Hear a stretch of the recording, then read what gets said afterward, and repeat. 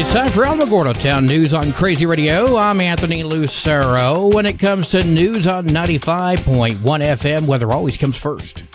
Dangerous wind chills and record-setting cold temperatures continue for the center of the nation. Meanwhile, snow will accumulate across the eastern Great Lakes and northeast corridors. More lake-effect snow downwind of the Great Lakes is expected through midweek. Isolated severe thunderstorms are possible for central Florida, and a strong storm will approach the northwest.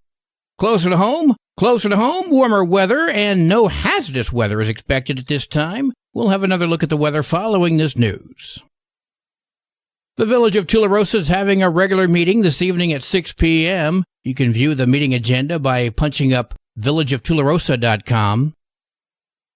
Alamogordo Public Schools congratulates Lisa Patch, the Executive Director of Health Services, for being awarded the Con Alma Health Foundation 2023 Hero of Health.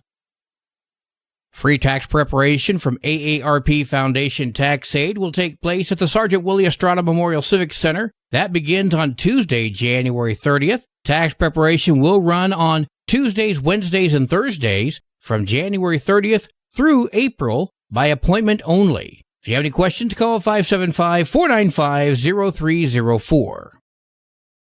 Otero County Days in Santa Fe are coming up this Thursday and Friday. We had our legislators a couple of years ago tell us that Otero County needs to be more represented in Santa Fe so that when they go to fund our community, there's a face to the name. So we started working on this about a year ago through the Center of Commerce. Lori Black speaking with Crazy Radio. We will have a reception where the legislators will be present, and if the local business people are concerned with any of the laws or bills that are being passed, they can have one-on-one conversations with our legislators. And then on Friday morning, we will have a breakfast, and the legislators will get to have kind of a round table where they get to present the bills that they're bringing up to Santa Fe and talk to us about them and how it will benefit our community. For more information, check out alamogordo.com.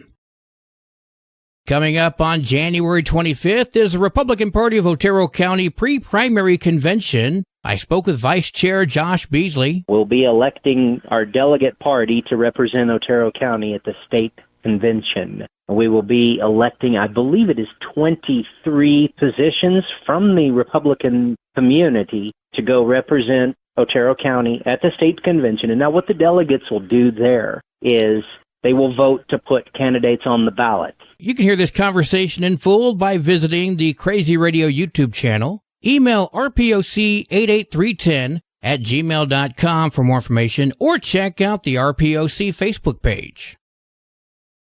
The Alamo Senior Center is hosting a watch party. Blue Zones Bound, Live to 100. Renee Reynolds told me about the event. There's a gentleman, Dan Butner. He's bringing the information that he has learned through all this research to the watch party. And he's going to be on stage with our governor and a panel of experts.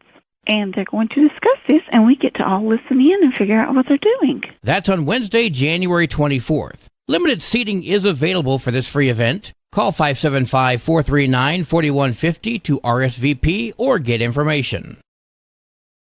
The Alamogordo Fire Department and Alamogordo Senior Center are teaming up to provide adults over 60 with smoke detectors. I spoke with Lieutenant Will Skaggs. Right now, the Senior Center is taking sign-ups for anybody who, in the elderly community, who may need a smoke detector or who may have expired smoke detectors that need replacement. So what we'll be doing is installing up to 2 free, brand new lithium-ion batteries.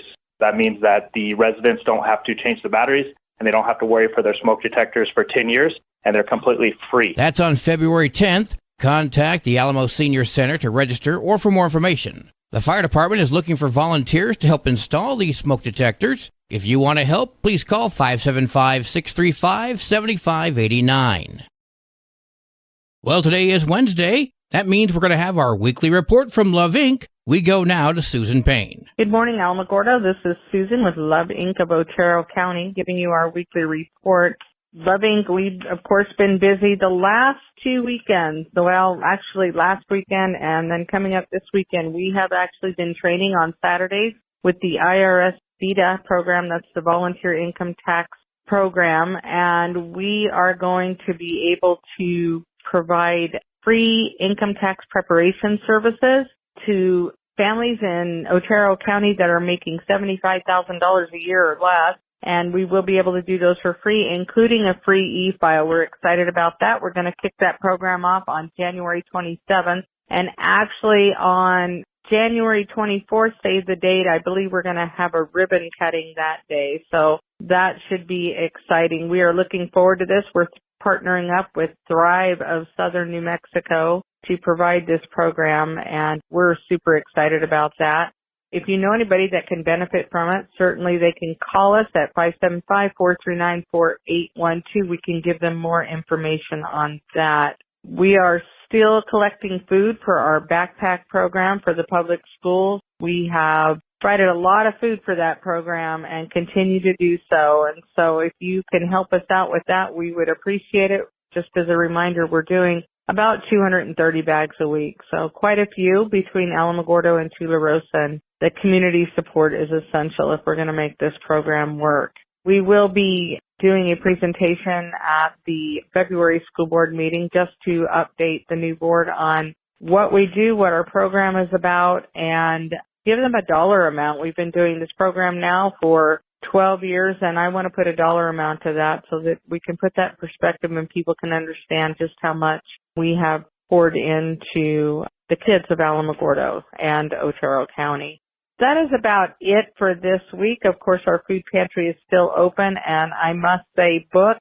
We are booking out quite a ways, so if you know somebody that needs food, they need to get their call into us. Again, the phone number is 575-439-4812.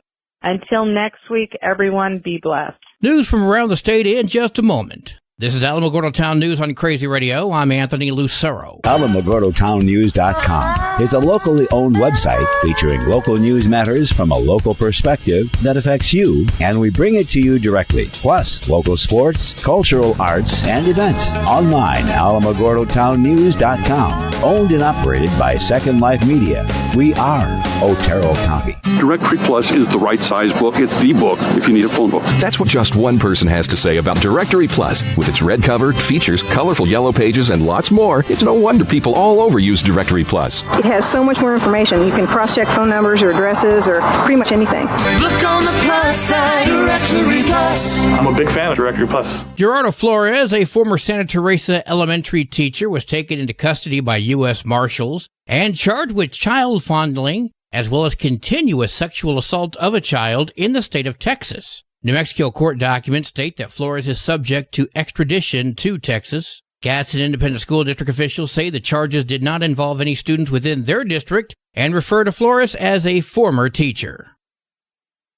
The New Mexico Supreme Court ruled that Ramon Lorenzo from Cibola County, his robbery conviction violated constitutional protections against multiple punishments for a singular course of a criminal act. Officials say the robbery happened after a diner closed. That's when Lorenzo and Lee Galindo pushed their way into the building while holding guns. Lorenzo pointed a gun at the diner owner, Richard Rivard, and demanded money. Rivard grabbed the gun and was shot in the face. Fortunately, he did survive. Lorenzo and Galindo left the scene with about $1,800. Lorenzo had other convictions that were not subject to the appeal decided by the Supreme Court. He was convicted of armed robbery, conspiracy to commit armed robbery, aggravated burglary, conspiracy to commit aggravated burglary, aggravated battery with a deadly weapon, and conspiracy to commit aggravated battery with a deadly weapon. He was issued a 26.5-year sentence. The state's Court of Appeals found a double jeopardy violation due to the multiple conspiracy convictions, having 2 of them vacated but affirming Lorenzo's other convictions.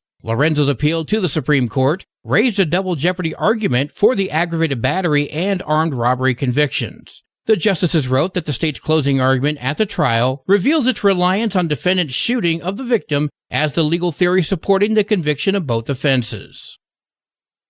New Mexico State Police have arrested 2 violent felons in a warrant roundup operation, 33-year-old David Cortez and 34-year-old Mallory Armendariz Lopez. As a result of a combined effort, Cortez was arrested in Arenas Valley, and Armendariz Lopez was arrested in Bayard. Cortez had a violent history of being a felon in possession of a firearm and aggravated battery on a household member. He also had outstanding warrants for 3 types of aggravated battery, property damage, as well as breaking in and entering. Armendariz Lopez had outstanding warrants for bribery of a police officer, aggravated DWI, and resisting arrest.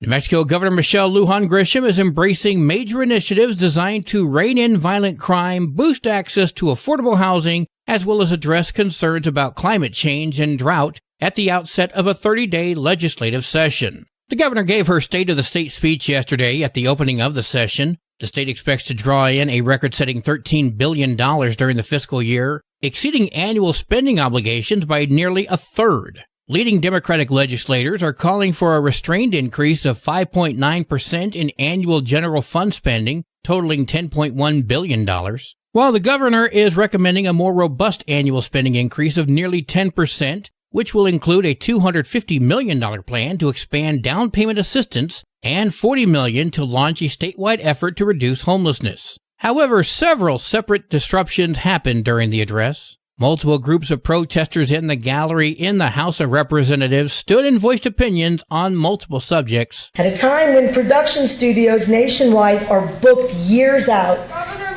it's yet another reason for the most ambitious.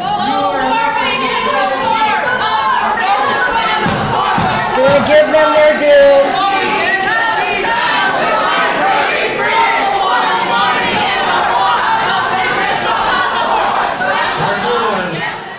New Mexico is, in fact, the place to be. And I'm proud to say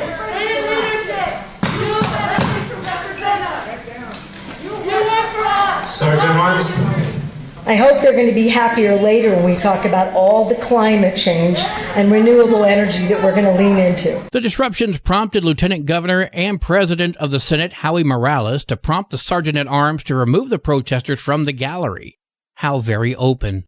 I do wonder, though, if the sign language interpreter was translating the protest chants. It was an anti-global warming chant that was silenced by their supposed champion, Governor Michelle Lujan Grisham. The speech was primarily lip service, and the only good news is that the entire legislature is up for election in November. Democratic Party of New Mexico Chair Jessica Velasquez issued a statement yesterday on Nella Domenici's entrance into the Senate Republican primary. When we reached out to the Republican Party of Otero County for comment, we were told that the information on Domenici wasn't public yet and that there are 5 candidates for that position. As you'll recall, Domenici's father served the state of New Mexico in various positions, beginning as Albuquerque mayor in 1967. He also served as a U.S. Senator from 1973 through 2009. He was the last Republican elected to the Senate by the Land of Enchantment. On a side note, Pete Jr. ran for governor in 2010, but was defeated in the primaries by Susana Martinez. Sports and weather are next. This is Alamogordo Town News on Crazy Radio. I'm Anthony Lucero. They are role models and educators. Their work requires a great deal of time and energy for very little pay. Who are these unsung heroes? Thanks, Coach. Thanks, Coach. The simple truth about education-based athletics in New Mexico is this. Without a committed team of coaches and administrators, they just wouldn't be possible. School sports, they bring out the best in all of us. This message presented by the New Mexico Activities Association and the New Mexico Athletic Directors Association. There are 11 games for New Mexico girls basketball today, including Ruidoso at Mescalero. 7 games for New Mexico varsity today. Ruidoso at Mescalero is one of those games. Your Crazy Radio spot on weather forecast for the Tularosa Basin today calls for sunny skies. Mostly clear tonight, sunny tomorrow. Your high today in the basin, 60. Low tonight, 38. High tomorrow, 63 degrees. In Cloudcroft, sunny and windy with gusts as high as 37 miles per hour today. Mostly clear tonight with winds gusting as high as 39. Sunny tomorrow, winds gusting as high as 31. Your high today in Cloudcroft, 40. Wind chill is going to make it feel like it's 16. Low tonight of 28. Wind chill is going to make it feel like it's 19. High tomorrow, 43. Wind chill is going to make it feel like it's 19 degrees. Local breaking news can be found on our website, alamogordotownnews.com, and learn more about Crazy Radio by visiting kalhradio.org. Also, check out the Crazy KALH Radio YouTube channel. That's where we post our daily newscasts, complete interviews, as well as other information which concerns everyone in the Tularosa Basin. Be sure to give this video a like and subscribe to our channel if you've not done so already. That way you too can remain informed of the goings-on in the Tularosa Basin. Well, that concludes today's edition of Alamogordo Town News on Crazy Radio. I'm Anthony Lucero.